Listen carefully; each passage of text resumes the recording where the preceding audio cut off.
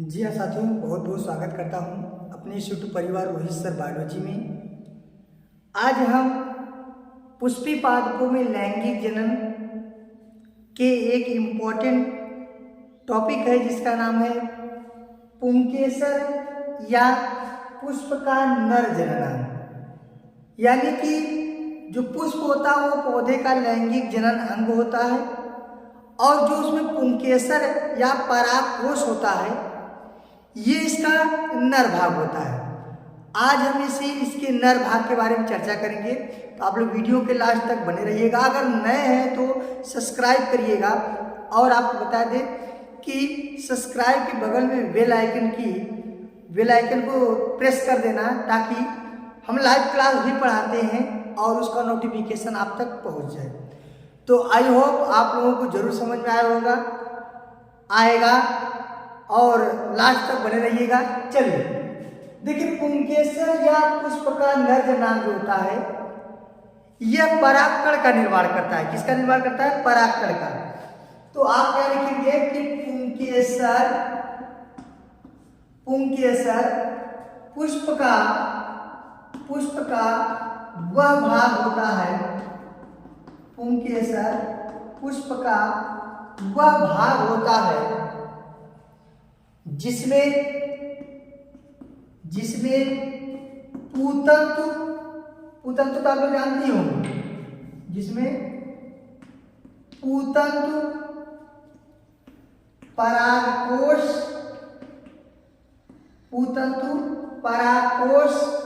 और लघु बीजाणु धानी। अभी हम सब आपको डिटेल में बताएंगे। लघु बीजाणु धानी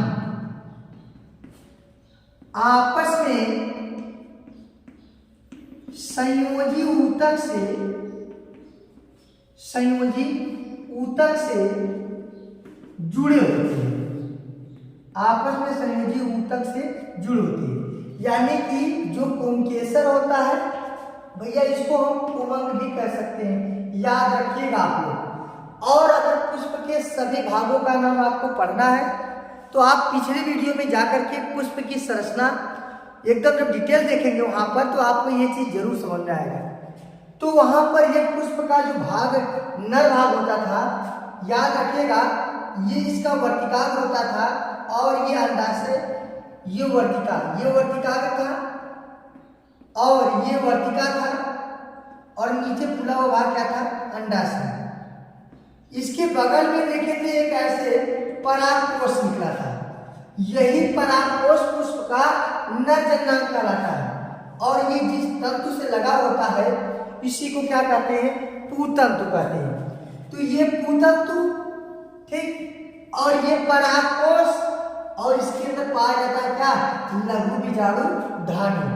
माने ये जो चार होते हैं चारों आपस में संयोजी ऊतक से जुड़े रहते हैं, ठीक है। पुष्प का जो नर जननांग होता है यानी कि जो उसका परागकोश होता है और उसका पूतंतु होता है और इसके लघु बीजाणु धानी होते हैं, ये आपस में किस ऊतक से जुड़े होते हैं? संयोजी ऊतक से, यानी कनेक्ट रहते हैं। कनेक्ट माने जुड़ना, और जुड़ते हैं इसलिए इसे कनेक्ट कहते हैं। और जिस ऊतक से जुड़ते हैं उसे संयोजी ऊतक कहते हैं। अंग्रेजी में सीबीएसई बोर्ड वाले यही चीज पढ़ते हैं कि ये जो इसके भाग हैं ये आपस में कनेक्टिव टिश्यू से क्या होते हैं? जुड़े रहते हैं या कनेक्ट रहते हैं। अब आपको समझ आ गया होगा ये क्या होता है। चलिए अब हम बात करते हैं ये परागकोश क्या होता है, ठीक। इधर आप लोग नोट कर लीजिएगा कि पुमंग या पुंकेसर पुष्प का वह भाग होता है जिसमें क्या लिखेंगे? जिसमें पूतंतु परागकोश लघु बीजाणु धानी आपस में संयोजी ऊतक से जुड़े होते हैं। हमने आपको बता दिया कि कहां पर होता है और कैसे जुड़े रहते हैं। चलिए अब आप रीडिंग कर लीजिए छोटा सा, परागकोश की संरचना, ठीक। परागकोश की संरचना यानी परागकोश की संरचना क्या होती है? ध्यान दीजिएगा, जो परागकोश होता है जिसके अंदर परागकणों का संवर्धन एवं विकास होता है, तो लिख लीजिएगा परागकोश परागकोश पुष्प का वह भाग होता है, वह भाग होता है जिसमें परागकणों का संवर्धन एवं विकास, ठीक है, संवर्धन एवं विकास होता है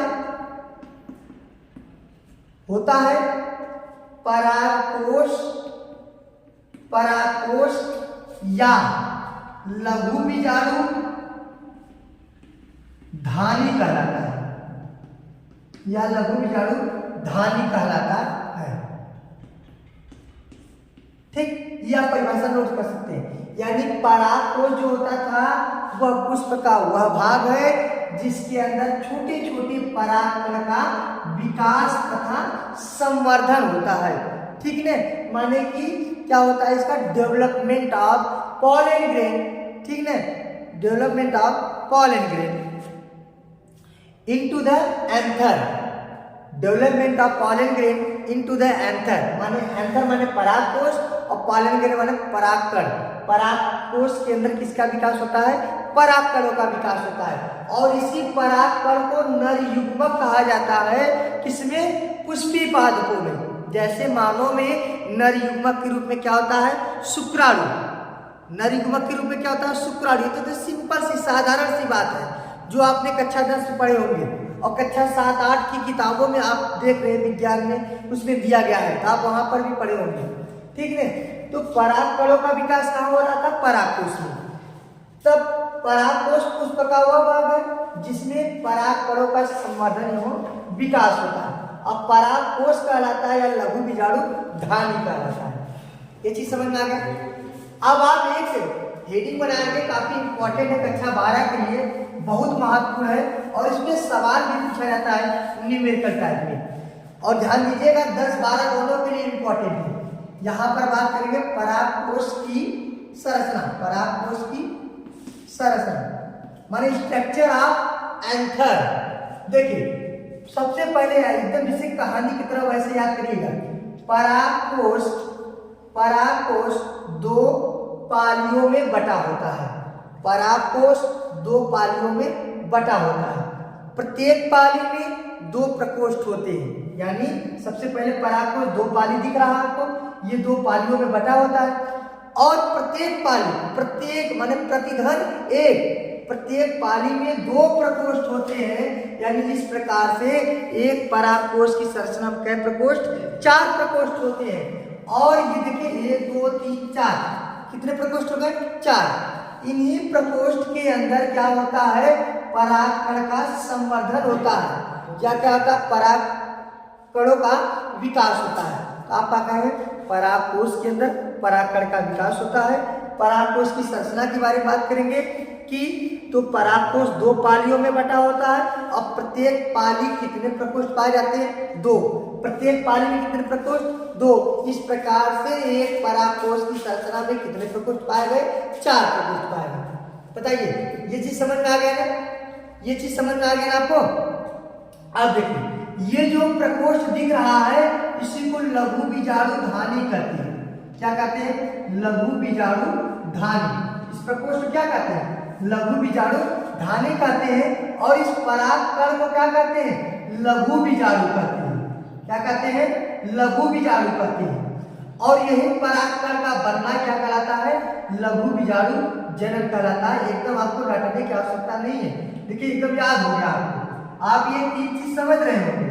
हम आपको क्या बताया है कि जो इसके अंतर्गत ये प्रकोष्ठ पाया गया है उसे हम लघु बीजाणु धानी कहते हैं या लघु बीजाणु मात्र कोशिका कहते हैं।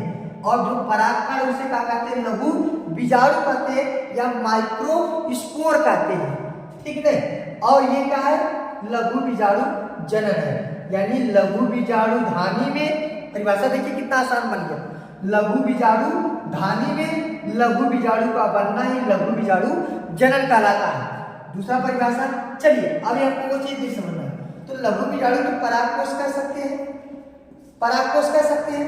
और लघु बीजाणु को हम क्या कहेंगे? परागकण कहेंगे। क्या कहेंगे? परागकण कहेंगे और इसका बनना लघु बीजाणु जनन कहलाता है। यानी परागकोश के अंदर परागकण बनना ही लघु बीजाणु जनन कहलाता है। ठीक, माने लघु बीजाणु धानी के अंदर लघु बीजाणुओं के निर्माण को लघु बीजाणु जनन कहा जाता है। और ये जो लघु बीजाणु यानी परागकण जो बना है, परागकण को क्या कहते हैं, पुष्प का नर युग्मक कहते हैं, या the male reproductive gamete of flowering plant, the male reproductive gamete of flowering plant, माने कि पुष्प का या पुष्पी पादप का या पुष्प का नर युग्मक क्या कहलाता है, परागकण कहलाता है, जिसे लघु बीजाणु कहते हैं। लघु बीजाणु का निर्माण किसमें होता है, लघु बीजाणु का निर्माण किसमें होता है, लघु बीजाणु धानी में होता है, या परागकोश के अंदर परागकण का विकास होता है। याद रखिएगा, परागकोश के अंदर परागकण बनने की क्रिया को लघु बीजाणु जनन कहा जाता है। और लघु बीजाणु जनन का निर्माण हमेशा अर्धसूत्री विभाजन से होता है। किस विभाजन से होता है, अर्धसूत्री। तो परिभाषा 1 नंबर का आप आसानी से नोट कर सकते हैं। पूछा जाता है कि लघु बीजाणु जनन किसे कहते हैं, कह दीजिए लघु बीजाणु धानी में अर्धसूत्री विभाजन के पश्चात लघु बीजाणु बनने की क्रिया को लघु बीजाणु जनन कहते हैं। या परागकोश के अंदर अर्धसूत्री विभाजन से परागकण बनने की क्रिया को लघु बीजाणु जनन कहा जाता है। या आप ऐसे भी कह सकते हैं कि पराग मात्र कोशिका में अर्धसूत्री विभाजन से परागकण बनने की क्रिया को लघु बीजाणु जनन कहते हैं। चलिए, ये टॉपिक अब समाप्त हो गया। अब अगले क्लास में लेकर आएंगे कि परागकोश का अनुप्रस्थ काट, जो बहुत ही इंपॉर्टेंट है और वेरी वेरी मोस्ट इंपॉर्टेंट है कक्षा 10-12 के लिए। तो आप लोग को जरूर समझना होगा। ठीक है, ज़्यादा से ज़्यादा शेयर करिए, लाइक करिए, कमेंट करिए। Thank you. जय हिंद।